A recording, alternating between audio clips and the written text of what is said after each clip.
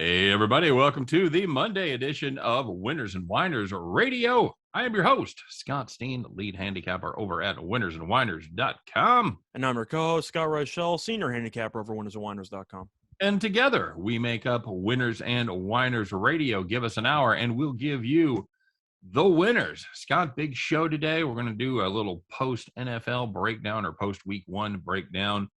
Talk about who did well, who did poorly, where the surprises are, who needs to panic. We got a lot of new segments that we're going to trot out here, and don't be freaked out. We don't have like 30-second music drops for all of them. Some of them are just dry segments we're going to do. You excited? Yeah, looking forward to it. Wishing we had some more sound effects. Maybe if we had about a 3-hour show instead of an hour, but eventually we're going to get to the point where the sound effects take up about half hour combined, and we're just talking for about 30 minutes. It was a good time yesterday. It was some seriously weird things going on, some seriously bad beats. One Hall of Fame bad beat that we'll certainly get to, I promise. Scott, maybe one of the coolest things yesterday was in tennis, not too far from your house, as Medvedev broke the string of Djokovic trying to complete the calendar slam and got swept aside in straight sets, buddy. Yeah, I live bet the under, so it felt great. Very good. Very good. Live betting tennis on opening weekend for the NFL. There's a serious sports bettor right there, kids. He's not following along with the masses. He's breaking away from the herd and making that money on tennis. So whatever pays the rent, man. Absolutely. So, Scotty, we've got bonus beats to get to. We've got bonus rocking chair games. You know, every day we come on and do the show, and I said, we have a full slate of stuff today. Today, I'm not even lying, buddy. We've got like a 12-ounce jar. We've got 16 ounces of stuff, and we're just trying to stuff it in there and then screw the lid on. So we better get going, my friend. That's the point I'm trying to make. As we do, like we always do, we're going to get started with the people that took it in the shorts, the people that thought they had a winner, and then all of a sudden, they didn't. You know who you are. Your pocketbook knows who you are. Your pocketbook, good God, what am I, in the 1930s? Your wallet knows who you are because you got robbed. And it's time to call the cops. All right, Scott, let's start it off, shall we? We got a lot of them. We do have a lot of them. We've got bonus beats, and I might even have a sound effect for that at some point, like bonus beats. See, that's why we do sound effects. Mm-hmm. We'll start with the Friday night. Friday night, Scott, remember Friday night? Oh, we were all wide-eyed and innocent. Oh, what a good time that was, filled with optimism. We had that UTEP team total over 16. Oh, God. I'd forgotten all about this. I actually had it at 15.5, Scott. Didn't matter, though, because they were well on their way. They're playing Boise State. UTEP, when you and I did this show, and we talked about this, I said, I'm not worried about it at all. You said, because they're going to need one in garbage time. I said, no, they're not. They're going to go down in there. They're going to score a touchdown on their first drive. They're going to keep on scoring until they go over the total. Scott, they scored on their first 3 drives. Not kidding. Unfortunately, only one of those was a touchdown. So they had 13 points in the first half. Heartbreaking situation. They were at the 8-yard line through an interception, second and goal with those 13 points on the board. And at that point, you know, it's like when you're rolling in it and you look down and there's a quarter on the ground. You're like, I don't need that quarter. You just keep walking. That's the same thing with this. He goes, well, that's not 3 points, but we're not going to need those. They got a whole rest of the game to just get 3 more points. Scott, they didn't. They put no more points on the board. 0 points for the rest of the second quarter. 0 points in the second half. They end up losing that one 54-13. If you had UTEP team total over 15.5, like I did on my play of the day, for God's sakes, call the cops. I don't care if it was Friday night. Call the cops. There's no statute of limitations on beats like that. And the second one was in college football with Clemson first half minus 34.5 against South Carolina State. Clemson naturally up 35 points and had the ball with 2 minutes left in the second quarter. So you're well on your way. There's only one thing that can stop you. And that was what happened. Clemson fumbled the ball at its own 33-yard line, and South Carolina State made a field goal with 19 seconds left in the second quarter. Clemson went from up 35 with the ball to up 32 at the half. And you can rip up your first half minus 34.5 ticket. Ugh. All right. In the Battle of the Corn, the children of the corn up there, Scott, if you had Iowa State first half under 22.5, you're in great shape. By God, nobody wanted to score in this game. You're sitting 7-3 with 1:02 left before halftime. Here comes the Iowa State Hawkeyes. They score a touchdown. You're still okay. You're still at 17. All you got to do. Oh, no. There they go. Iowa State touchdown. There's your halftime score, 14-10. You had first half under 22.5. For God's sakes, call the cops, would you? And now it's time to talk about some NFL. If you had San Francisco minus 8.5 against Detroit, you were up at one point 28 points. On another point, you're up about 24 with 1:57 to go. Lions score a touchdown, get the 2-point conversion. And then you need the onside kick. Nobody ever recovers those. Oh, don't read that note, by the way. The Lions recovered, scored a touchdown, got another 2-point conversion. 49ers, Deebo Samuel catches the ball, picks up a first down, fumbles. The Lions have a shot to tie the game. They did not. The 49ers went from up 24 to up 8 in the span of about a minute and 10 seconds or so, then gave up the ball again and held on to win by 8. So rip up your 8.5 tickets. But 49ers moneyline bettors, survivor picks, that was a sweat and a half that didn't need to be there. That's like, by the way, I did have that as one of my premium picks. That's one like a top 10 beat probably. If the Lions would have been able to come back and score after they had the ball there and get another 2-point conversion, take it to overtime and win, it would have been the number one Hall of Fame all-time bad beat. I'm declaring it right here. There would have been no beat in the history of professional football worse than that one. So I want to ask, how does it feel that you had that beat and you also had Pittsburgh in the preseason against the Lions? Which one was worse? Oh, this one was. You think this one was worse? Absolutely was. But let me tell you about one that might have even been a little worse, Scott. Well, it wasn't worse, but I thought it was going to be my all-time bad beat of the day. That's not the way it turned out. You had Arizona, Tennessee, over 53.5. Again, like my premium subscribers did. Arizona, 38-13 in the third quarter. 3 minutes, 6 seconds left in the third quarter. All we need is anything. A field goal, a touchdown, anything. And Scott, we get nothing. For 18 minutes, they chunked it around. They had turnovers on downs. There were 4 turnovers in the game, missed field goals twice. Oofta. That game ends at 51-38-13. If you had the Arizona, Tennessee over 53.5, oof, I'm sorry, players. Call the cops. Yeah, so there were a lot of really, really bad beats, but there were also a lot of rocking chairs to talk about. There was. Let's get to it. Let's talk about the people that maybe it went a little better for them. Nice, easy victories. You were on the right side of destiny because you were sitting in the rocking chair. So the first one was in college. If you had Georgia minus 22 against UAB, you're up 21 points in the first quarter with the backup quarterback. Then you led 35-0 at halftime and won the game 56-7. So if you had Georgia minus 22, the backup quarterback did you a real solid there. You know what we learned in that game, Scott? UAB playing defense in their conference is a whole lot different than playing defense in the SEC. That is definitely true. As far as the Georgia offense, he had like 5 touchdown passes. It was just ridiculous. Like in the first half or something stupid. It was like Jameis Winston yesterday. He had like 5 touchdowns, like 14 completions, or like 10, and you're like, what are you even doing on defense? You know, that's the lowest number of completions ever for 5 touchdown passes. He also had like 140 yards. No, it was lowest yardage for 5 touchdown passes. I'm sorry. Yes. Scott, if you had Colorado plus 17.5, hey, like I did, I made that pick on Colorado radio on Saturday. Texas A&M in great shape. Colorado played them tough the whole way. They never trailed by more than 3 points. Never really threatened to win, but A&M couldn't score nothing. Colorado ends up losing this game 10-7. If you had 17.5, you were in good shape because Texas A&M, they didn't even get to 18 by themselves. They couldn't even have covered if they would have shut out the Buffaloes. You were sitting in the rocket chair with the Buffs for sure. And now switching over to the NFL, if you had the Eagles plus 3.5 against the Falcons, you were in good shape because the Eagles led after every quarter by at least 4 points. And the Eagles ended up winning by 26. It's tough to not cover 3.5 when you're receiving it and the other team doesn't score a touchdown. And one of the more surprising games of the day, if you had the Saints plus 3.5 against Green Bay, you were never in trouble. You had 17-3 at halftime.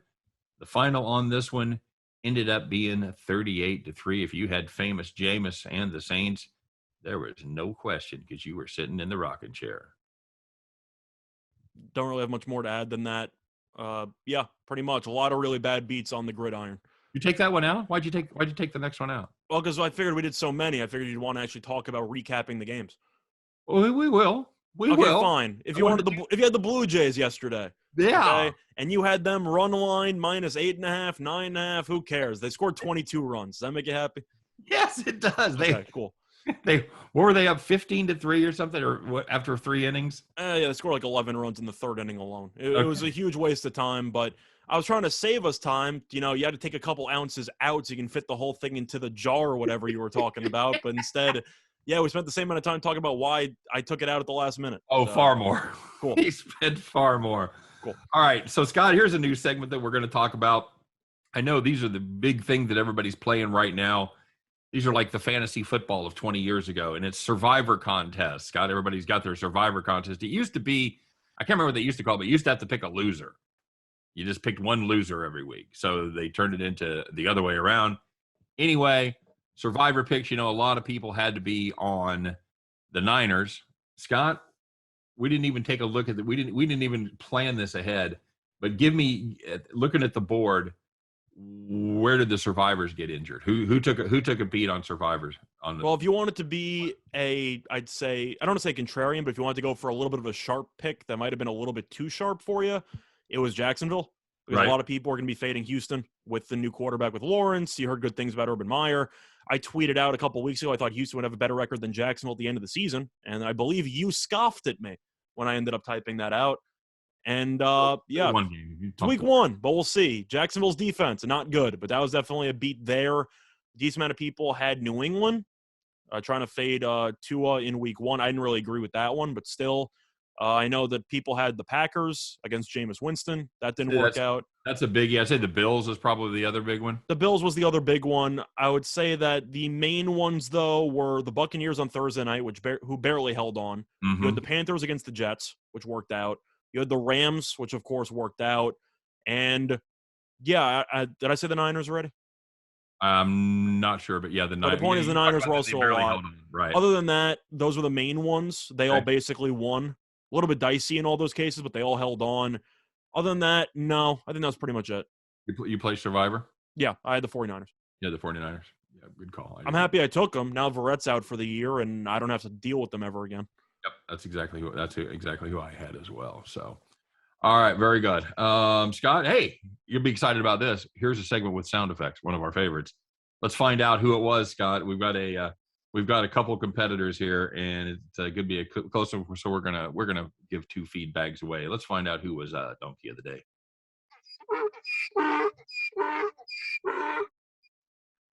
All right, go ahead. So I was watching this live for reference here. Now, Florida State had a very, very close but heartbreaking loss against Notre Dame last week, and they thought, we got a layup on the schedule. We got Jacksonville State up next. They're favored by about 29 points, and Florida State is winning the game with about, let's just say for the sake of this experiment, 7 seconds left. Let's say that, right? And Jacksonville State has the ball. They're about 60 yards from the end zone, whatever. They're down 3. At the end of the day, Florida State could have 2 approaches here. One, you put everyone in the end zone to prevent the Hail Mary. Right. Or B, you put everyone in the end zone to prevent the Hail Mary. I was going to say, you can rush 2 and drop 9, or you could rush 3 and drop 8. But either way, Mike Norvell decided, maybe they might go for a little 20-yard completion to maybe set up a field goal or something. I'm assuming that's what was going through his head. Jacksonville State chucked it up. Wasn't even really a Hail Mary. It was mostly just one receiver on a go pattern. The Jacksonville State quarterback realized one-on-one coverage, by the way. One-on-one coverage. No help over the top. I have to throw this because there is no time left. Chucked it up, caught at the 20. Then Florida State's cornerbacks basically bumped into each other, and Jacksonville State won the game on a Hail Mary with one go pattern. Is that basically the way to sum it up? So Mike Norvell I know you can argue the defensive coordinator as the head coach, you should overrule every single thing besides prevent in that situation. That is a fireable offense by a coach that I don't think is any good. You? No, you're playing single high man. It reminded me of the Raiders-Jets game last year. Yes, very with the single high with Ruggs, who ended up going over the top. It looked like the exact same thing, except the Florida State actually had two guys there to make the tackle, and they both missed the tackle, and Jacksonville State won. But you got to play prevent there. I mean, what are you even doing? It's not even a question. Not even a question. So, a couple weeks ago, we took Jacksonville State, and it didn't work out. They looked terrible. I can't remember who they played. They played somebody. That's right. That's right. Oh, UAB. Yes. Don't even get me started. But so, and I told you at the time, I said, this is a good team. They can throw the ball. They have a decent offense. And they showed none of that against UAB. And then at Florida State, they come out and look like the second coming. All I know is we talked about Florida State, and we said straight up, Notre Dame won the game. Are we sure Florida State's going to make a bowl game? They're not making a bowl game. They lost to Jacksonville State. They're not reaching 6 wins. Bad look for sure. Scott, a lot happened today, and we want to talk about whether it's time to freak out or time to chill out. By the way, you are listening to Winners and Whiners Radio. Give us an hour, and we'll give you the winners.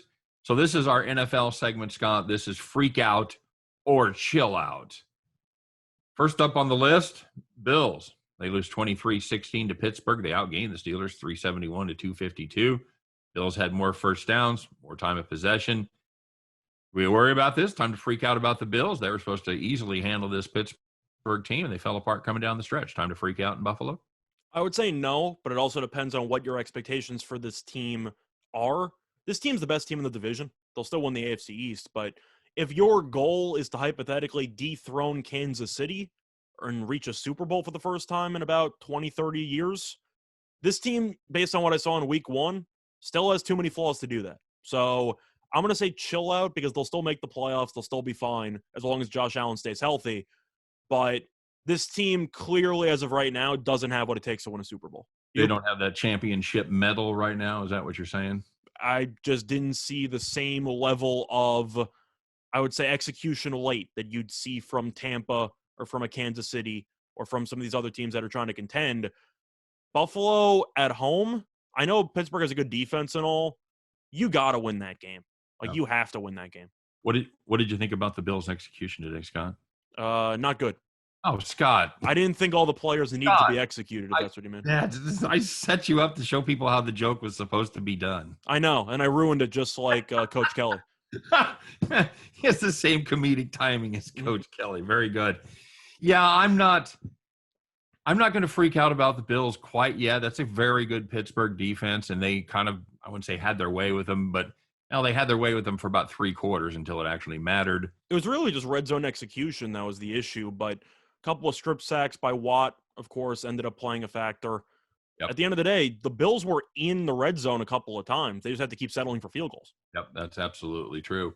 All right, Kansas City Chiefs, Scott, they end up pulling out a late victory against the Cleveland Browns at home, winning 33-29. Chiefs supposed to be the class of the NFL. They looked anything but for about 3 quarters. Time to freak out in Kansas City, Scott, or chill out? You have Mahomes. Calm down. You'll be in the Super Bowl. Just relax. It's all good. As long as he's healthy, you're going to the Super Bowl. Don't have to worry about this defense that gave up 6 yards a carry on the ground. Just to ask, how many points did the Chiefs score in the game? 32, I believe? 33? They scored 33. That's correct. I think the offense can handle it. Okay. All right. So it's as long as we can throw 11 guys on the field defensively, it doesn't matter. Yeah, they can throw us out there. Who cares? I'll make the Super Bowl anyway. But, I mean, the Browns are what? Like the 3rd best team in the AFC, arguably? That's about right. Okay. Chiefs won.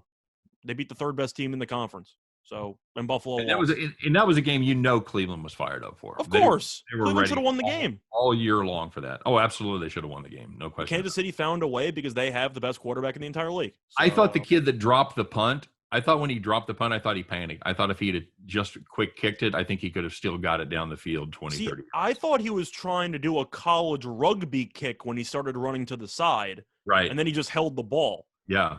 I didn't. If I'm being honest, I don't think it mattered. I think Kansas City would have scored a touchdown anyway, but he just handed them a free touchdown. Yeah, I think the only difference is there is you wouldn't have had a chance for Baker to get the ball with a couple minutes left on the clock. He really did a lot with that final possession, by the way. But Dirty Dan Sorensen getting that. I'm supposed to freak out because Kansas City's defense was awful. So was Tampa Bay's. Kansas City won the game. Who cares? All right, very good. The Packers, Scott. Now, surely there might be a little cause to freak out about this game because they got what do you want to call it? Gollywomped, curb stomped. They got beat 38-3 by Crab Legs and the rest of the New Orleans Saints. Is it time to freak out a little bit in Green Bay? And let's not talk about divisionally because that's a terrible division. We saw that. But is it time to freak out about their NFC championship chances? I am going to be consistent with what I said about the Bills, which is the fact that this team should win the division anyway. Fun fact, Packers still tied for first place. Shout out to them. Mm-hmm. But at the end of the day, I look at this team and I say to myself, can you beat Tampa Bay? Because I'm assuming all of us are assuming Kansas City and Tampa Bay are probably going back to the Super Bowl based on just if everything went out the way it was supposed to, allegedly, right? The odds say that's what's supposed to happen as far as the betting odds. Now, of course, the odds of it actually happening say that's not. Yeah, of course, playoffs, are always one-game elimination, injuries and stuff like that. But the point is, if you're assuming that the team to beat in your conference is the favorite, so Kansas City in the AFC, Tampa Bay in the NFC, do I think this Green Bay team is good enough to beat this Tampa team, potentially on the road this time and not in Lambeau because you're a game behind for home field? No. So I think you're concerned there. Having said that, we both didn't really think Minnesota was going to be great. We thought they'd be okay. Chicago we thought would implode, and we thought the Lions were going to be terrible. So the Packers can pretty much moonwalk into a 9-8 season, and they'll probably win the division. Yep. I think the couple of divisional previews that we talked about were very, very accurate, at least after week one. We talked about the NFC West being head and shoulders better. I'll tell you right now, though, whatever the odds are on Green Bay to win the division, I know that it was about minus 160 going into the whatever, lay it. There's not another team that's beating Green Bay for the division unless Rodgers gets injured. Okay. I'm supposed to be impressed because Minnesota lost to Cincinnati or the Bears got destroyed by no, all these other teams are bad. Green Bay's going to coast to a division title. We're going to talk about surprises here. We're going to talk about it, but I think you'd agree with me if it's still minus 160 for Green Bay, even though every team lost. I'm more concerned about the other teams trying to dethrone Green Bay because Green Bay is still much more talented than every other team in that division. Okay. The last one I've got on my list is the Tennessee Titans, Scott. They were supposed to be taking another step in the right direction as they signed Julio Jones over the offseason. And they lose by 25 at home to the Arizona Football Cardinals.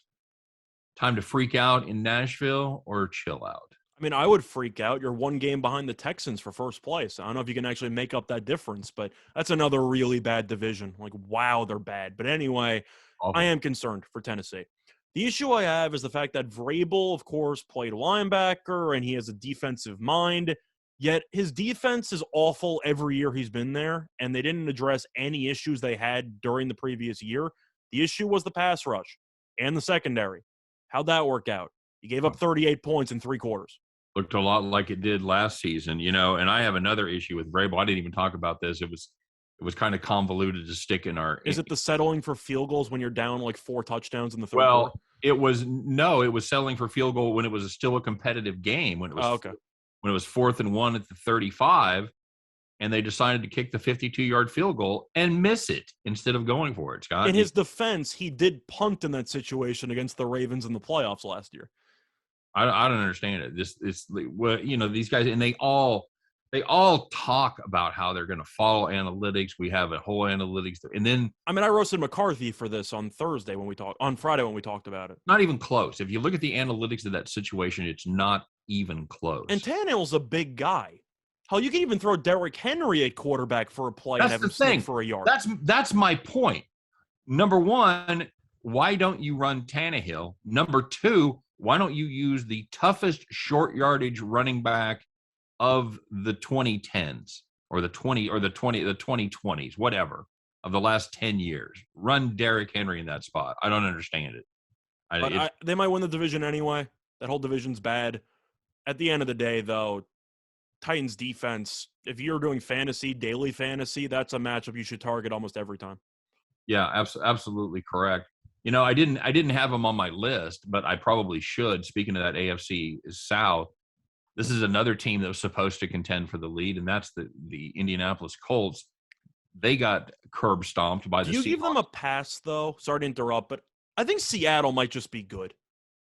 Do I give them a pass for losing by 12 points at home on opening day? I know that it's not a good look, but can we acknowledge, though, with Nelson being injured, the fact that Seattle actually looked like a pretty solid football team?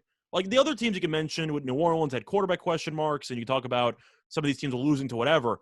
But Seattle's been a playoff team for the last 10 years? Yeah. So I can somewhat give them a pass there. I thought Wentz and they travel extremely well for a West Coast team, by the way. Yeah, so I'm not going to fully panic on the Colts because our expectations were low anyway. Right. I think their performance is more excusable than the Titans. Okay. All right. Yeah, I think I can make a pretty good case the Seahawks are a better team than Arizona. I think they're a better team than Indy. So am I going to roast the Colts for losing to a better team? No. Okay. All right. Fair enough.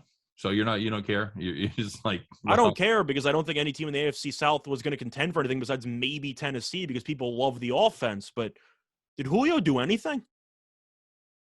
I don't know. I know A.J. Brown had a touchdown. I know that Tannehill struggled completely and Henry did nothing. But when I watched him, he didn't do anything. But I don't know for sure. The only thing I know is that Indianapolis got embarrassed by Russell Wilson.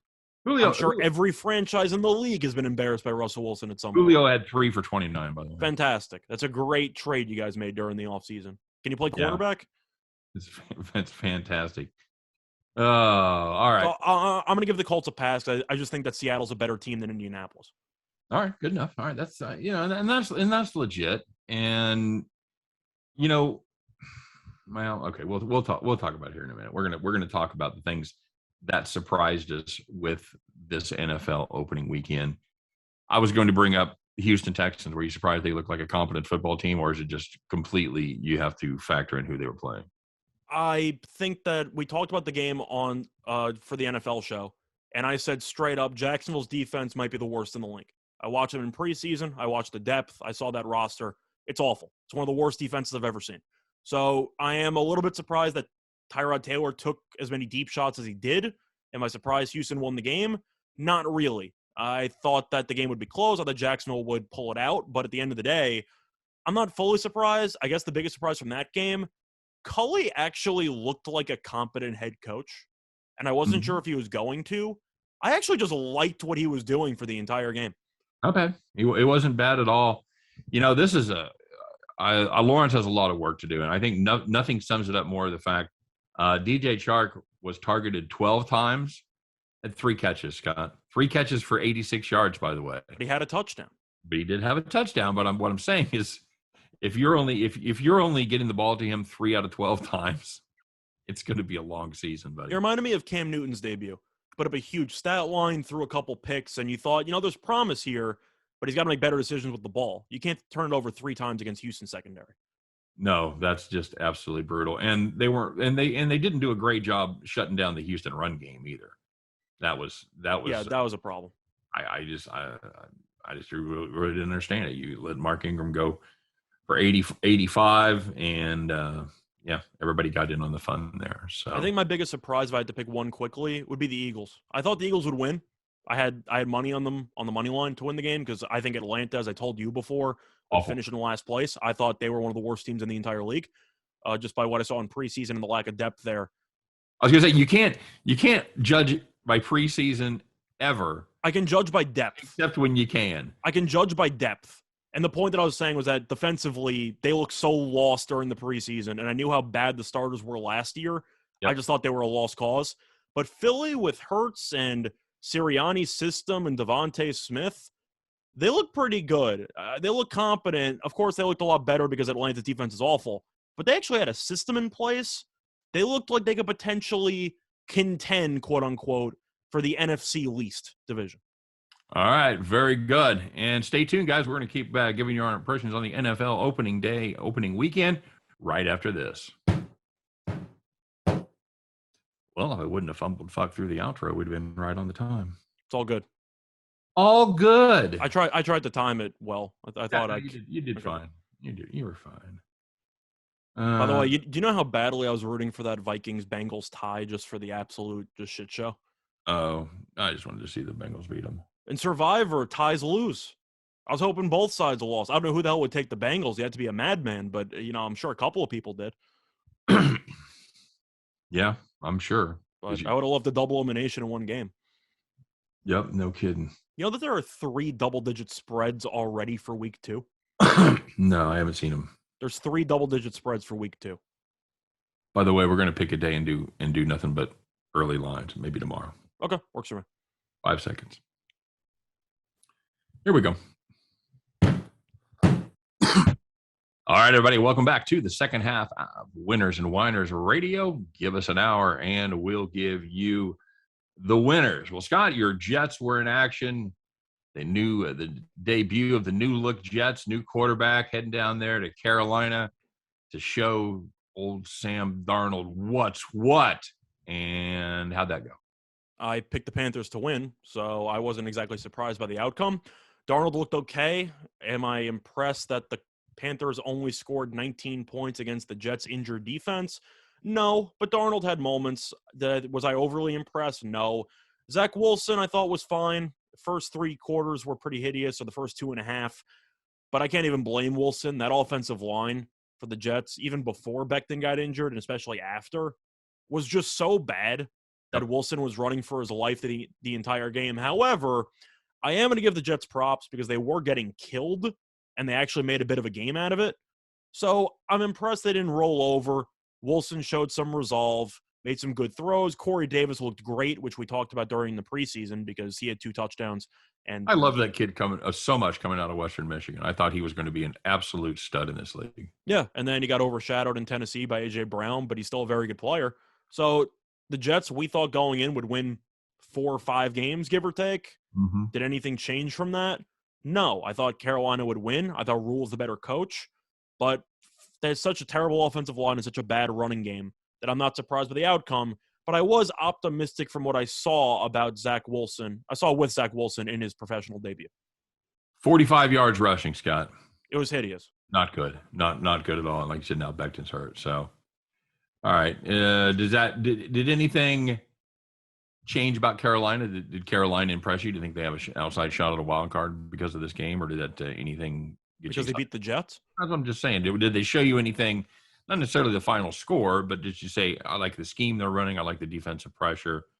Anything about the Carolina Panthers stand out, or just the fact they survived and advanced against the Jets? I like that McCaffrey had basically the same amount of rushing as receiving yards. That's usually a good sign because he's a phenomenal player. You get the ball in his hands every time he can. But I had Carolina going 7-10. I still think they're going 7-10. I don't consider the Jets, I don't want to say a real football team, but I think you know what I mean. There are tiers here. Carolina's maybe a C tier. Jets are a D. Like, you're supposed to beat up on the weaker teams at home.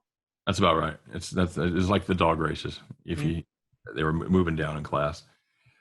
Vikings, Bengals, no surprises there. One of those teams had to win. One of them did not have to win. I was kind of rooting for the tie. The tie. Yeah, Bengals. Do you think either team there deserved to win the game? I didn't. I thought both teams just squandered a bunch of chances over and over again. No, somebody deserved to win. Sorry. Minnesota deserved to lose when Cook fumbled the ball, of course, in overtime. But Jamar Chase looked good. Cousins looking in prime Sunday afternoon form, 351 yards, 2 touchdowns. When I saw him take that sack on like 2nd and goal and lost 10 yards in like the second quarter, I'm like, that's prime Kirk Cousins right there. Absolutely brutal. Pretty good football game early between the football team and the Chargers. Chargers end up coming back to get the win there. What do we see in this one?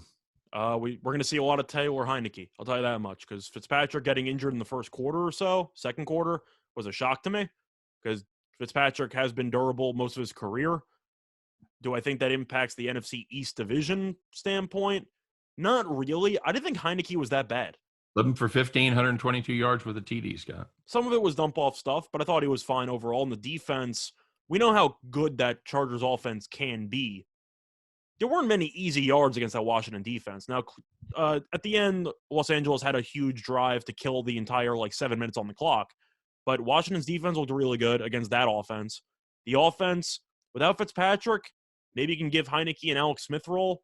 Don't turn the ball over, move the ball down occasionally, and we'll take our chances and a lot of unders for bettors.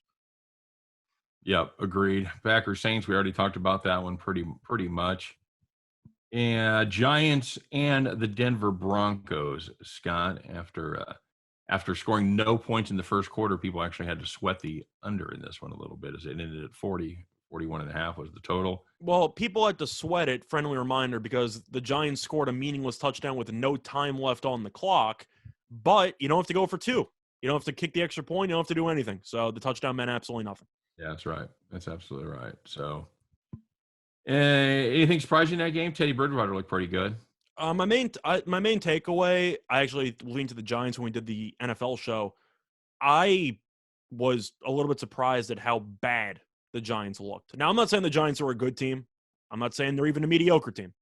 The last year, they were a little bit frisky at times. I know they beat Seattle in Seattle with Colt McCoy at quarterback, and you thought, maybe they're working on something. Maybe Joe Judge, year 2, might find something. Maybe they'll win 7 games, maybe.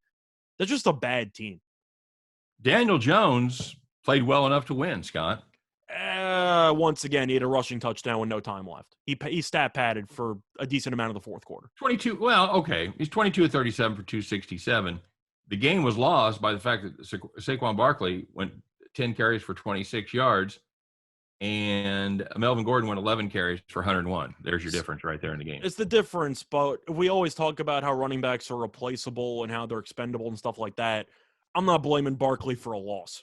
I can't do that. Teddy Bridgewater. If you're averaging 2.6 yards a carry and you can't keep drives going, yeah, you can put a decent amount on his doorstep. I disagree. I'm blaming the defense for making Teddy Bridgewater look like he was dialed in, and it wasn't a QB controversy between him and Drew Lock. Bridgewater torched that team for pretty much the entire second half. Well, I blame the defense. Well, and the defense was terrible as far as stopping the rush too. So yeah, Bridgewater put up some good numbers. Well, the Andy Dalton era got underway, Scott, in Chicago, in a stunning development that really surprised no one. Turned the ball over twice in the first half.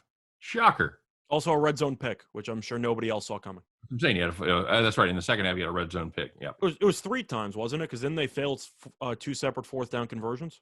Did he end up with? No, he just threw 1 interception. No, he threw the 1 interception, but they had 2 turnover on downs in the first half, in addition to the interception. Yeah, that's right. Yeah, and then the fumble. Yeah. Not good. Not ideal at all. I was surprised in this one by the fact the Bears were able to run the ball that well. Yeah, that was a bit surprising. I definitely did not expect Montgomery to go for 100+ or the first carry to go for 40+. Yeah, exactly. Yeah. I thought Stafford will look good. He looked really good with that team. He looked great. I think that was my biggest surprise. It wasn't even the fact that Dalton struggled. The Bears, they are who we thought they were. It's just they're not a very good football team based on who their quarterback is. However, I didn't think Dalton was the reason why they lost. I was shocked how bad the defense was. The defense was awful. Well, I wasn't really that impressed with either defense. The Rams stepped up when they needed to. No, correct. But the point is, the Bears actually started making it a 1-possession game in the second half. And you thought, okay, maybe you can get me a stop. Maybe you can do something. Right. And the Rams just went 6 straight plays, 80-yard touchdown. Here you go. Yeah, they'd get a penalty against them. Wouldn't matter. Down in distance didn't matter. They'd still be able to pick up the first down. I was my takeaway was the Bears defense was just really, really underwhelming. Yeah. And if you're the Bears and you ain't got a defense, you got big problems right there. Justin Fields will be the starter when, Scott? Week 4? Yes. I was thinking around week 3, week 4. I know he had a touchdown in the first game, but that was a gadget play, kind of like what the Niners did with Trey Lance. It means absolutely nothing. All right. Very good. Anything else before we move on? Oh, we want to talk about, we haven't even done this yet. We want to talk about the odds makers being drunk, Scott. We haven't even done it. My God, we're just cruising here, buddy. Let's find out. Why were the odds makers drunk this weekend? A lot of reasons, but we've got one really good one.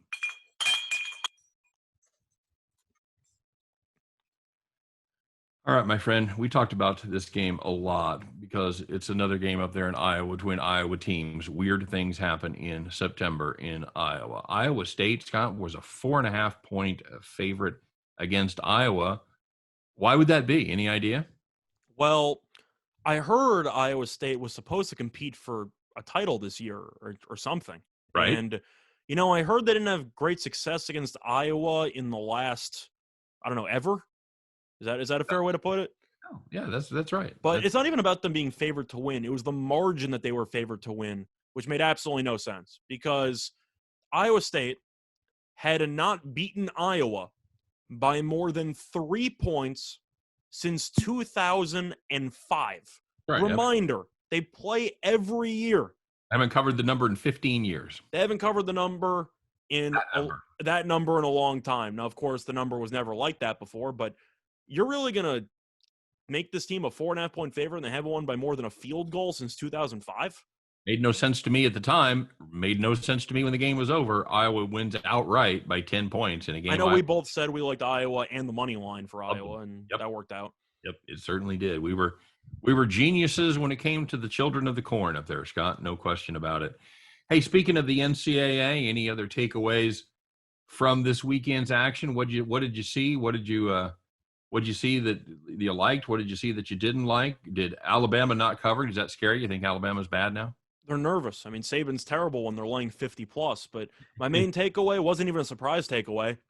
It was a little bit based on the outcomes of the upsets, but it was the fact that it's the same story, different year. Texas, USC, they're not back.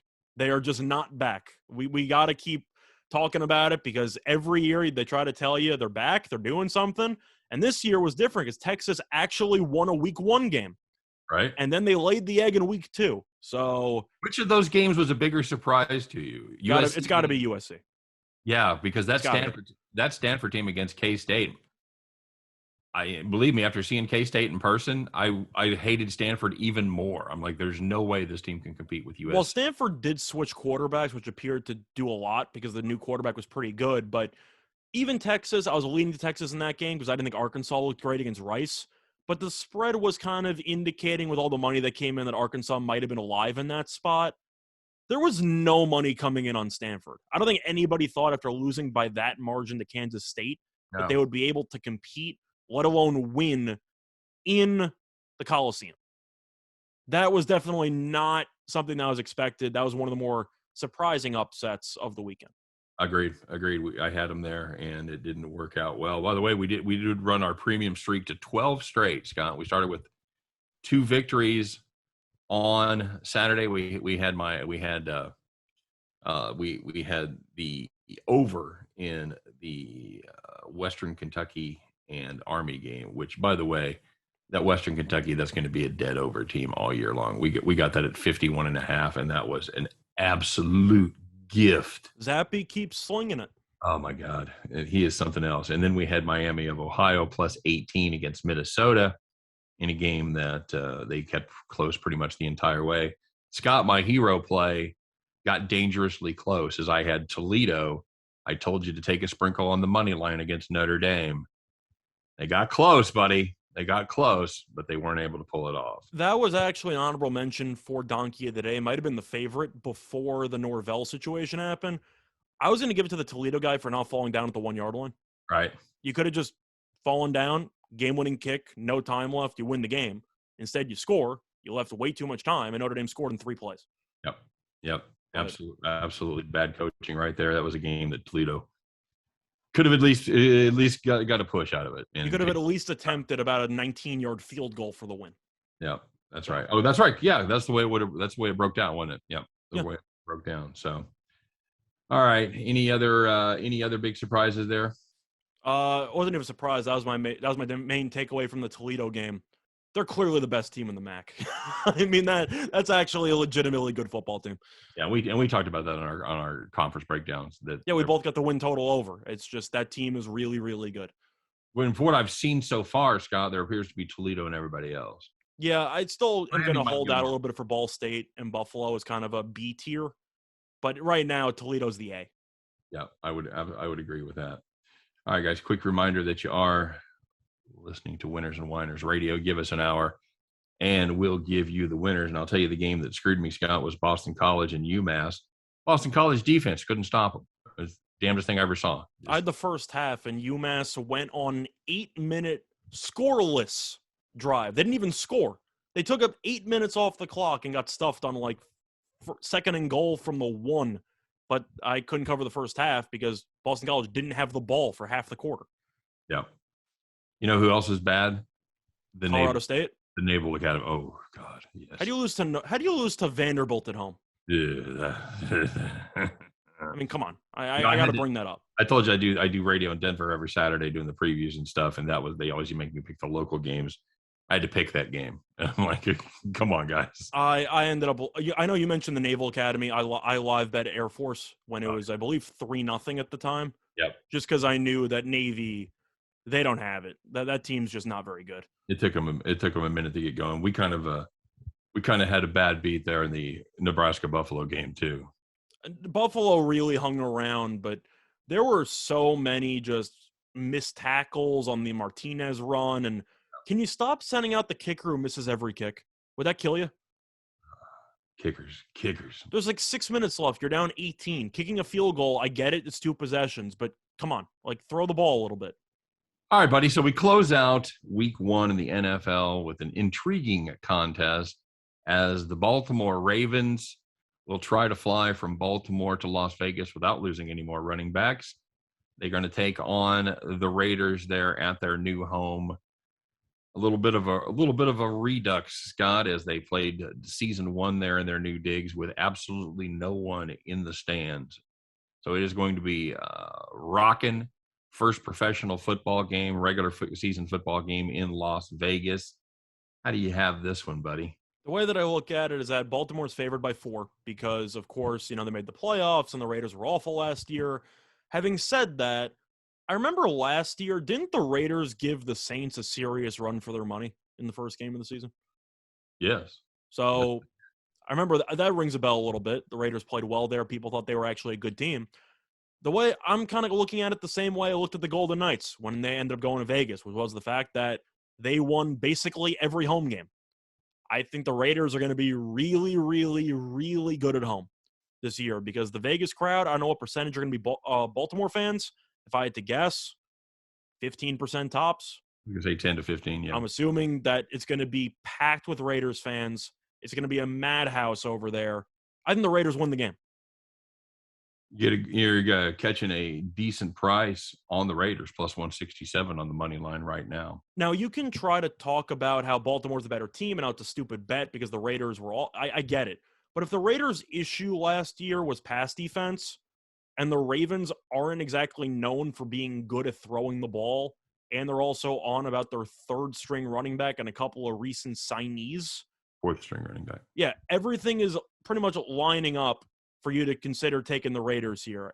It's like Baltimore winning this game wouldn't shock me because Harbaugh, of course, is a better coach than Gruden, but with the crowd atmosphere and with all the injuries Baltimore's having, doesn't it just feel like a perfect spot for the Raiders to start the season off right and get a win?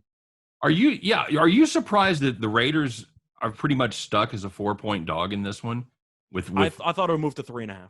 Yeah, I mean, I thought it might even move through both keys there. I thought it might move to 3.5 or even to 3. Now, once again, it might because it's post-Sunday. Now this is the standalone game. Right. I'm sure the public will be on Baltimore just because Baltimore, Raiders were terrible last year. Why would I bother? I do think you'll see a decent amount of sharp money coming on the Raiders. See, and I was going to go the opposite. I think that the people in Vegas will bet this game down just because it's their local team, just like you have to pay a Knights tax if you're going to back the Knights when they play.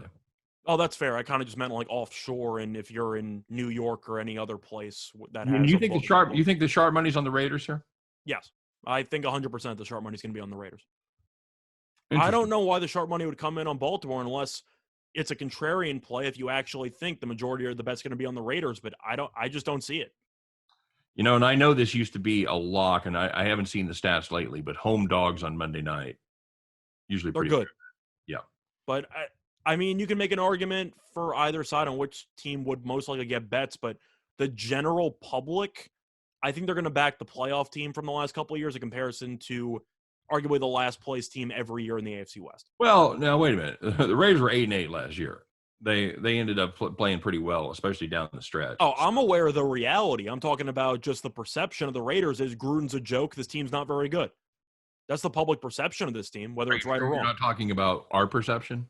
Our perception is the Raiders in this spot are good enough to win in, I'd say, a home-filled environment. And I do think that with the crowd and with the injuries to Baltimore, I do think the stars are aligning for a pretty solid Raiders performance in this one. Yeah, I agree. This is a really good Baltimore defense, obviously, but they are missing Derek Wolfe. They also lost Judon in free agency. Went to New England. Right. They're down Judon. Of course, they lost Peters. Marcus Peters. I forgot to even mention that injury. Yeah, their secondary is not the same.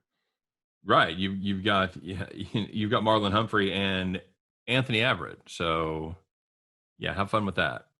Yeah, I to me, this has to be a Raiders play. I just don't know. I know Baltimore wants to run the ball, Scott. They ran the ball more than anybody else in the NFL last year. In fact, the person who got the most carries was, of course, who, Scott? What are you talking about in the league? I'm talking about for the Baltimore Ravens. Who led the team? Lamar Jackson. Lamar Jackson. He was top 10 in the NFL in carries, as a matter of fact. So, are they going to run him even more with all the problems they have at the running back position?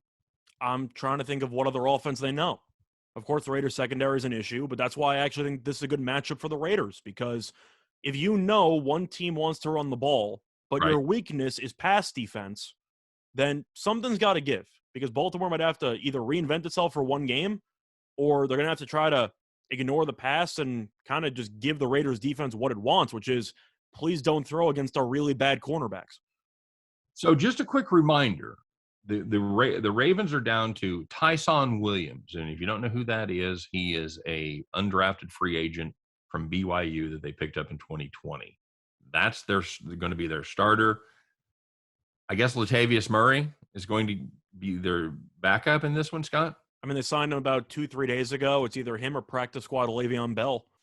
Yeah, well, it's right now it's Trenton Cannon is your third string back. Yeah, so if you're a team that wants to run the ball and you don't have any running back depth and you're also not very good at throwing the ball, I'm trying to figure out how Baltimore, with an injured secondary, is going to be able to generate enough big plays to keep up with the Raiders, which I know sounds crazy, but without Peters, don't you think Carr should actually have a lot of holes in the secondary to exploit? Yeah, I do. I think that they're going to stretch this Ravens defense and then send Waller on his crossing pattern underneath and just beat the hell out of this team. That's what I see. I look for Waller to have a huge game. One thing to keep in mind that a lot of people might not realize but kind of do, Derek Carr, still underrated. I think he's pretty good. Yes. Yeah. I think he's good enough to take apart on a weakened, I'd say, man-down secondary. And I think that with Peters being the man down, I think he can go for 300-plus yards and a couple touchdowns. And remember, if you've got an offense that continually goes 3 and out and doesn't give your defense a chance to catch a breather, when that second half rolls around, the end of the third quarter and all of the fourth quarter, all of a sudden that defense is a half step slow. And in the NFL, a half step is everything. So just if you've got the Raiders and it's a little bit of a sweat early, I wouldn't panic. I think you might be okay as long as the defense keeps the Baltimore Ravens from going on long sustained drives and giving the defense a rest. Yep, I agree with that. All right. Well, Scott's not the only sport in town. We've also got a little baseball. We're coming down to it, buddy. Got a lot of really, really important games going on. I know you're a Yankees fan, and it was a heartbreaking game yesterday as the Yankees came back, tied the Mets, only to, for some reason, pitch to Lindor. Scott, what was that about? I don't know. He had his third home run. Green gives up a home run every time he pitches. There are Grooving a lot of question marks. Grooving him a 2-0 meatball right down the middle, and a little inside. And Lindor absolutely turned on it and just drove it the hell out of here. So Giants keep winning. 2.5 game lead now for the Giants. Are they going to be able to pull it off, buddy? I hope they do. I'll tell you that much. They go against Darvish in this one in San Diego. I'm rooting for pure chaos. I want the Dodgers to play the Cardinals in the wild card game, and I want Wainwright to pitch a gem. It would be so funny to me. I'd laugh so hard. Wainwright goes today against Rich Hill. That's a night game. Pretty good price on the Cardinals, Scott. It's pretty close to Cardinals even money plus 100. Yeah, you can find it minus 107, minus 103, but the Mets are actually favored here with Rich Hill on the mound against Adam Wainwright. Can you explain this one to me? The Mets are allegedly better than the Cardinals. I'm not sure, but Wainwright's home road numbers are pretty ugly. The splits, he's a lot better at home than on the road, but I got to take the Cardinals here. I mean, the Mets just had an absolute war back-to-back nights with the Yankees. Their bullpen is shot. They have no day off in between. It was a night game as well. If Hill's giving you 5, which is what he's going to do, how are you going to get through the 6th and the 9th? Like, you don't have any bullpen guys. I got to pick the Cardinals. Any value at all fading Kershaw in his first start back because it is the Dodgers and Kershaw? Of course, you're getting a massive number. It's going to be team total over for the Diamondbacks or pass. You can't take this. I can't take a money line or a spread there. I can't do it. You can't take the Diamondbacks plus 250. You can try, but Diamondbacks on the road, and especially with the bullpen for Arizona, I'm not doing it. If you think Kershaw is going to potentially struggle a little bit, you can probably get a 2.5 team total. Okay, very good. All right, buddy. Well, let's talk about the one thing that we have yet to talk about as we've gone through the whole Monday show here. This is the time where we put our heads together. A lot of opportunities today, but we have come up with one play that we like better than anything else. It is time for everyone out there. Put on your overalls, grab that straw hat, climb on the John Deere, fire that bad boy up, folks, because it is time for Bet the Farm.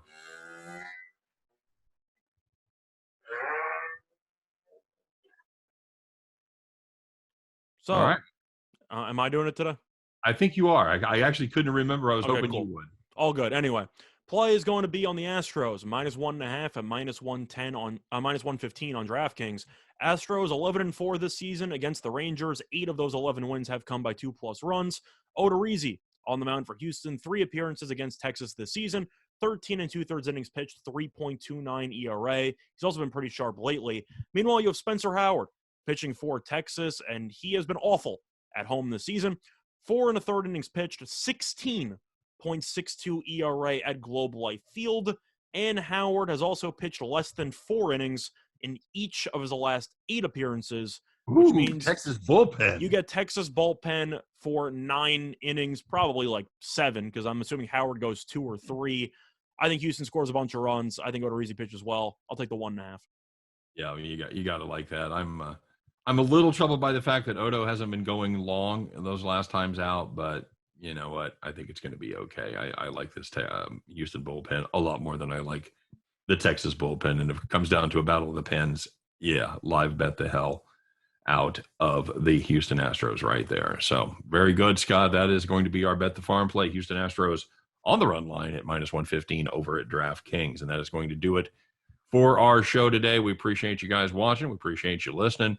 Come back and see us. Good luck on all of your plays today. We'll see you tomorrow on Winners and Winers Radio. Take care, everybody.